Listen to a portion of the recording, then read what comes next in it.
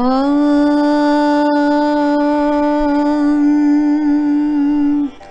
Shirdi Sai Vidmahe Satchidanandaya Dhimahi Tanno Sai Prachodayat. Chapter 3 of the Shirdi Sai Satcharita, Sai Baba's Sanction and Promise. As described in the previous chapter, Sai Baba gave his complete assent to the writing of the Satcharita and said, I fully agree with you regarding the writing of Satcharita. You do your duty, don't be afraid in the least, steady your mind and have faith in my words.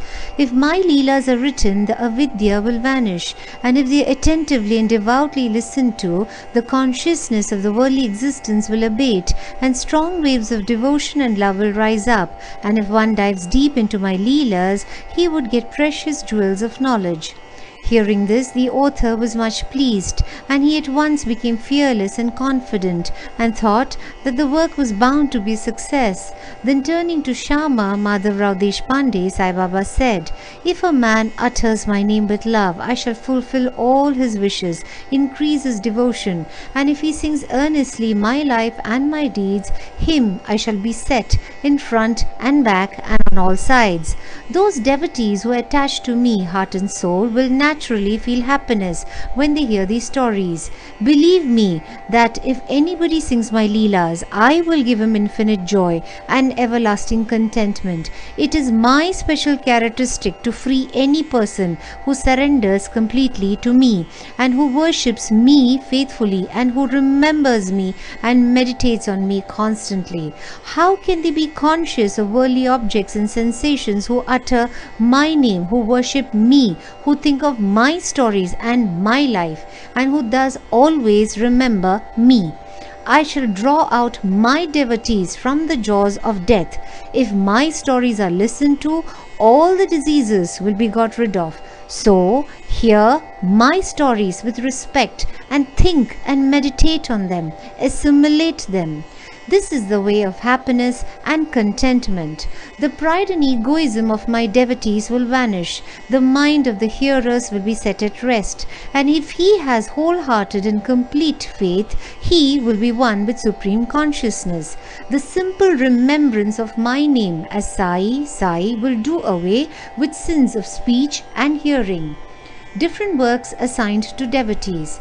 The Lord entrusts different works to different devotees. Some are given the work of building temples and mutts or ghats on rivers. Some are made to sing the glories of God. Some are sent on pilgrimages. But to me was allotted the work of writing the Sai Satcharita. Being a jack of all trades but master of none, I was quite unqualified for this job. Then, why should I undertake such a difficult task? Who can describe the true life of Sai Baba? Sai Baba's grace alone can enable one to accomplish this difficult work. So, when I took the pen in my hand, Sai Baba took away my egoism and himself wrote his stories. The credit of relating these stories therefore goes to him and not to me. Though Brahmin by birth, I lacked the two eyes of Shruti and Smriti and therefore was not at all capable of writing the Satcharita. But the grace of the Lord makes a dumb man talk, enables a lame man to cross a mountain. He alone knows the ways of getting things done as he likes. Neither the flute nor the harmonium knows how the sounds are produced. This is a concern of the player. The oozing of Chandrakant jewel and the surging of the sea are not due to the jewel and the sea, but due to the rising of the moon. Baba's stories as beacon light. Lighthouses are constructed at various places in the sea to enable the boatmen to avoid rocks and dangers and make them sail safely. Sai Baba's stories serve a similar purpose in the ocean of worldly existence. They surpass nectar and sweetness and make our worldly path smooth and easy to traverse. Blessed are the stories of the saints. When they enter our hearts through the years, the body consciousness or egoism and the sense of duality vanish, and when they are stored in the heart, doubts will evade, pride of the body will fall, and wisdom will be stored in abundance. The description of Baba's pure fame and the hearing of the same with love will destroy the sins of the devotee, and therefore this is the simple sadhana for attaining salvation. The sadhana for Krita age was Samadama, tranquility of mind and body. For Treta age, sacrifice. For Dwapar, worship. And for Kali, present age, it is singing of the name and glory of the Lord. This last sadhana is open to all the people of the four varnas.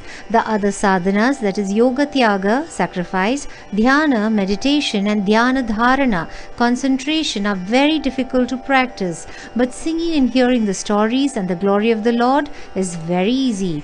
We have only to turn our attention towards them. The listening to and singing of the stories will remove the attachment to the senses and their objects, and will make the devotees dispassionate, and will ultimately lead them to self-realization. With this end in view, Sai Baba made me write his stories as Satcharita. The devotees may now easily read and hear these stories of Sai Baba, and while doing so meditate on him, his form, and thus attain devotion to Guru and God, get dispassion and self-realization. In the preparation and writing of this work, Satcharita, it is Sai Baba's grace which has accomplished everything, making use of me as a mere instrument. Motherly love of Sai Baba. Everybody knows how a cow loves her infant calf. Her udder is always full, and when the calf wants milk and dashes at the udder, out comes the milk in an unceasing flow. Similarly, a human mother knows the wants of a child beforehand and feeds him at her breast in time. In case of dressing and adorning the child, the mother takes particular care to see that this is well done. The child knows or cares nothing about this, but the mother's joy knows no bounds when she sees her child well dressed and adorned. The love of the mother is peculiar, extraordinary, and disinterested, and has no parallel. Sadgurus feel this motherly love towards their disciples. Sai Baba had the same love towards me, and I give an instance of it below. In 1916, I retired from government service. The pension that was settled in my case was not sufficient to maintain my family decently.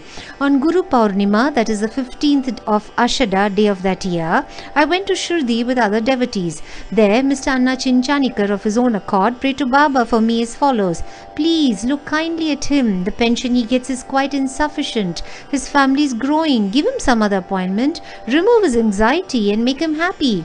Baba replied, "He'll get some other job, but now he should serve me and be happy.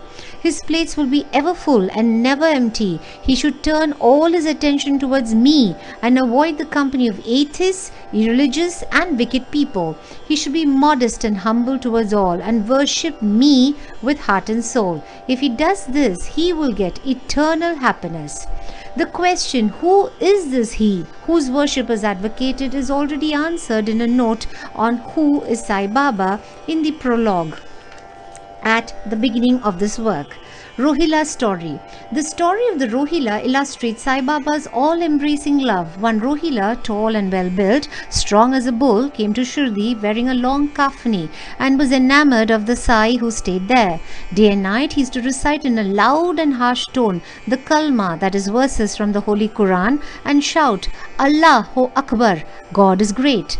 Most people of Shirdi were working in their fields during the day, and when they returned to their homes at night, they were welcomed with Rohila's harsh cries and shouts. They could get no sleep and felt much trouble and inconvenience. They suffered this nuisance for some days in silence, and when they could stand it no longer, they approached Baba and requested him to check the Rohila and stop the nuisance. Baba did not attend to their complaint. On the contrary, Baba took the villagers to task and asked them to mind their own business. He said to them that the Rohila had got a very bad wife who tried to trouble the Rohila and himself, but hearing the Rohila's prayers, she dare not enter, and they were at peace. In fact, the Rohila had no wife, and by his wife Baba meant Durbuddhi, that is evil thoughts. As Baba liked prayers and cries to God better than anything else, he took the side of the Rohila and asked the villagers to wait and bear with the nuisance which would abate in due course. Baba's sweet and nectar-like words. One day at noon after Aarti, devotees were returning to their lodgings when Baba gave the following beautiful advice: "Be wherever you like, Do whatever you choose. Remember this well, that all that you do is known to me. I am the inner ruler of all and seated in your hearts. I envelop all the creatures, the movable and immovable world. I am the controller, the wire puller of the show of this universe. I am the mother, origin of all beings, the harmony of three gunas, the propeller of all senses, the creator, preserver and destroyer. Nothing will harm him who turns his attention towards me, but Maya will lash or whip him who forgets me. All the insects, ants, the visible, movable and immovable world is my body or form. Hearing these beautiful and precious words, I at once decided in my mind to serve no man henceforth, but my Guru only. But the reply of Baba to Anna Chinchanika's query, which was really mine, that I would get some job, began to revolve in my mind, and I began to think whether it would come to happen. As future events showed, Baba's words came true, and I got a government job, but that was of short duration. Then I became free and devoted myself solely to the service of my Guru Sai Baba. Before concluding this chapter, I request the readers to leave out the various hindrances, that is, indolence, sleep, wandering of mind, attachments to senses, etc., and turn their whole and undivided attention to these stories of Sai Baba. Let their love be natural, let them know the secret of devotion, let them not exhaust themselves by other sadhanas, let them stick to the simple remedy, that is, listening to Sai Baba's stories. This will destroy their ignorance and will secure for them salvation. A miser may stay at various places, but he constantly thinks of his buried treasure. So let Sai Baba be enthroned in the hearts of all. In the next chapter, I shall speak of Sai Baba's advent in Shirdi. Bo to Shri Sai, peace be to all. Samastha Lokah Sukhino Bhavantu. Samastha Lokah Sukhino Bhavantu. Samastha Lokah Sukhino Bhavantu. Om Shanti Shanti.